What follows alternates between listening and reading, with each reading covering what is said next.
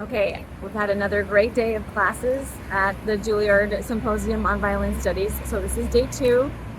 I picked this street corner that's in front of the Juilliard building to send you my update. This started off with a pedagogy class from Brian Lewis this morning, and was called Duos for 2 Violins.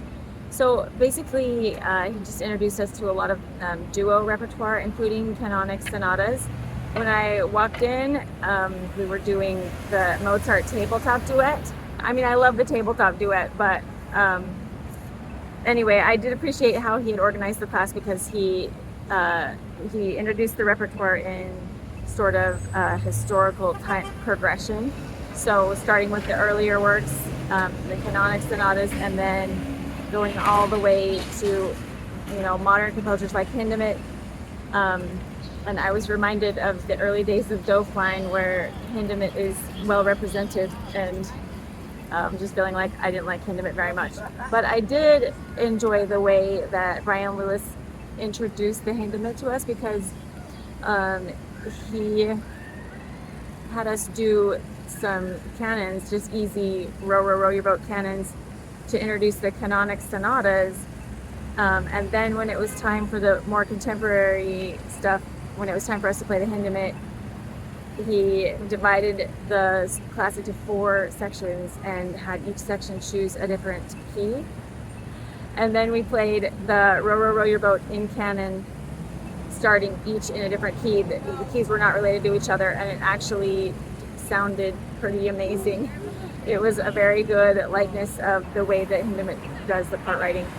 The next class was taught by Noah Kageyama, who is a performance psychologist that actually works at Juilliard. Mr. Kageyama shared a lot of helpful insights in this class on managing nerves effectively. And the thing that stood out to me the most, I think, was when he sort of had us dissect the symptoms of performance anxiety and list them under categories of the physical symptoms versus the mental symptoms, or mental or emotional symptoms. And so there were plenty of physical symptoms that were listed, like constricting blood vessels, sweaty hands, tightened muscles, rapid heart rate, all of the things that you think of and that we have to face when we have performance anxiety. And then we listed the mental or emotional symptoms of performance anxiety, and then he just sort of walked us through a logical progression of sort of concluding that the physical symptoms aren't really, or don't have to be, anything really more than a distraction. Unless we start to worry about them, then it turns into the mental and emotional side, which is really what seems to hinder the performance the most. And so basically the take home is to employ tools, and he gave us some tools to kind of avoid, or be able to, just to be able to avoid the anxiety spiral that happens in the mental and emotional realm, and to be able to disregard the physical stuff.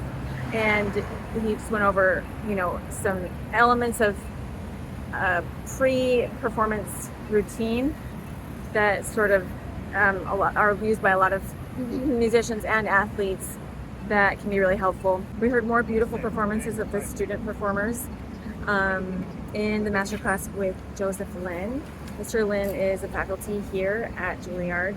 And we heard Mozart concerto, we heard the Tchaikovsky Waltz, Scherzo, and the Sonata by Saint-Saëns. I'm looking at the program right now. We also heard Brahms Sonata in A major, number 2. That's one of my favorites. But my very favorite thing I heard today in the masterclass was Bach again, unaccompanied Bach. It is just so striking to hear these student performers play Bach with such ease and no stress. And it really does make the music come through. The unaccompanied Bach that we heard today was the C major Largo and Allegro, so the 3rd and 4th movement of this C major sonata. And it was so beautiful.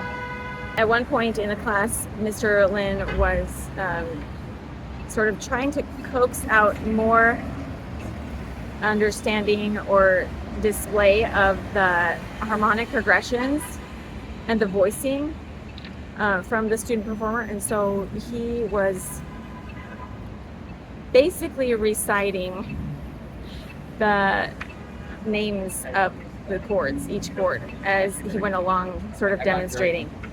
And so it made me curious, and I have a question for all of you Juilliard trained violinists. The way that he was reciting basically the functional harmony and the names of the chords as he was playing made me wonder if that is standard for the expectation if you're going to play unaccompanied Bach at Juilliard. So is it required that you do a harmonic analysis on everything that you play? Or is that just unique to Mr. Lin? That's my question, because it was really truly next level. And my follow-up question to that is, if it is required for you to do the whole, harmonic analysis in order to study unaccompanied Bach, do you find it helpful? Do you find it helpful in the musical interpretation? So knowing the functional harmony, knowing the names of all the chords, the inverted 5 of 5 or whatever it might be, is that helpful to you in your performance and your interpretation, to know the names of the chords? Even if you're not a Juilliard trained violinist, I would like to hear your input on this. So if you have an opinion about this, chime in. Let me know if you think it's important to study the full extent of the functional harmony when you're playing unaccompanied Bach. Okay, that's my main question. I'm going to head in to the student performance tonight, and I will see you guys tomorrow.